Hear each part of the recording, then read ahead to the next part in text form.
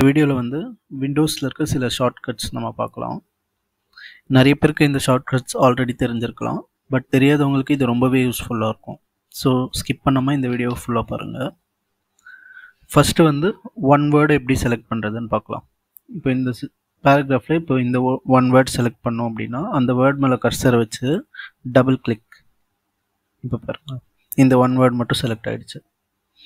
இப்போ வந்து உங்களுக்கு இந்த ஃபுல் பேராகிராஃப் செலக்ட் ஆகணும் அப்படின்னா அதே மாதிரி தான், ஏதாச்சும் ஒரு வேர்ட் மேலே கர்சரை வச்சு ட்ரிபிள் கிளிக் 1 2 3 இங்கே பாருங்கள், ட்ரிபிள் கிளிக் பண்ணிங்கன்னா அந்த பேராகிராஃப் அப்படியே செலக்ட் ஆகிடும். இல்லை உங்களுக்கு ஃபுல் இருக்கிற எல்லா டெக்ஸ்ட்டுமே செலக்ட் ஆகணும் அப்படின்னா Ctrl+A. இங்கே பாருங்கள், இருக்கிற எல்லா டெக்ஸ்ட்டுமே உங்களுக்கு செலக்ட் ஆகிடுச்சு. ஓகே, இப்போ வந்து உங்களுக்கு ஒரு லைன் மட்டும் செலக்ட் ஆகணும் அப்படின்னா கர்சர் அந்த லைன் ஸ்டார்டிங்கில் வச்சுட்டு Shift+End. ஓகே, இப்போ வந்து உங்களுக்கு லைன் பை லைன் செலக்ட் பண்ணோம் அப்படின்னா Shift+Up or Down arrow. இப்போ வந்து Shift+Down, இப்போ அகைன் Shift+Down, Shift+Down, Shift+Down. இப்போ வந்து மேலே வரணும் அப்படின்னா Shift+Up, Shift+Up, Shift+Up இந்த மாதிரி செலக்ட் பண்ணலாம். ஓகே, இப்போ வந்து உங்களுக்கு இங்கே வந்து இந்த ஒரு லைனில் 2 சென்டென்ஸ் இருக்குது, பட் இதில் வந்து ஒரு சென்டென்ஸ் மட்டும் உங்களுக்கு செலக்ட் பண்ணணும் அப்படின்னு. இங்கே பாருங்கள், இந்த டாட் வச்ச வரைக்கும் ஒரு சென்டென்ஸ், இது வந்து இன்னொரு சென்டென்ஸ். ஸோ இப்போ வந்து எனக்கு இந்த சென்டென்ஸ் மட்டும் செலக்ட் ஆகணும் அப்படின்னா கண்ட்ரோல் கீயை வந்து ஹோல்ட் பண்ணிவிட்டு ஏதாச்சும் ஒரு லெட்டர் மேலே செலக்ட் பண்ணுங்கள். இப்போ நான் கண்ட்ரோல் ப்ரெஸ் பண்ணிவிட்டு இங்கே கிளிக் பண்ணுறேன். இப்போ பாருங்கள், இந்த சென்டென்ஸ் மட்டும் செலக்ட் ஆச்சு. இப்போ இங்கே அகைன் நான் இங்கே பண்ணுறேன், கண்ட்ரோல் கிளிக். ஓகே, இப்போ வந்து உங்களுக்கு ஒரு பேராகிராஃப் மட்டும் செலக்ட் பண்ணோம் அப்படின்னா Ctrl+Shift+Up or Down. நீங்கள் நார்மலாக வந்து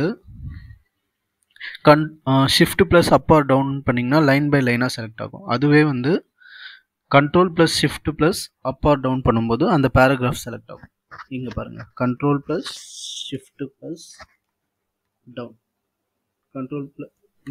இங்கே கர்சர் வச்சுக்கிறேன், Ctrl+Shift+Down. இங்கே பாருங்கள், இந்த ஒரு பேராகிராஃப் அப்படியே செலக்ட் ஆகிடுச்சு. ஓகே, இப்போ வந்து உங்களுக்கு லெட்டர் பை லெட்டர் செலக்ட் பண்ணோம் அப்படின்னா கர்சர் இங்கே வச்சுட்டு Shift லெஃப்ட் ஆர் ரைட். இப்போ ஃபஸ்ட்டு வந்து இங்கே பாருங்கள், ஷிஃப்ட்டு கொடுத்துட்டு நான் இந்த ரைட் ஆரோ கிளிக் பண்ணுறேன், இது ஃபுல்லாக செலக்ட் ஆகுது. அதுவே வந்து நான் அகெயின் லெஃப்ட் கொடுக்கும்போது பேக்கில் செலக்ட் ஆகும். ஷிஃப்ட்டு ப்ரெஸ் பண்ணிகிட்டே தான் நீங்கள் இதை பண்ணணும். ஓகே, இப்போ வந்து உங்களுக்கு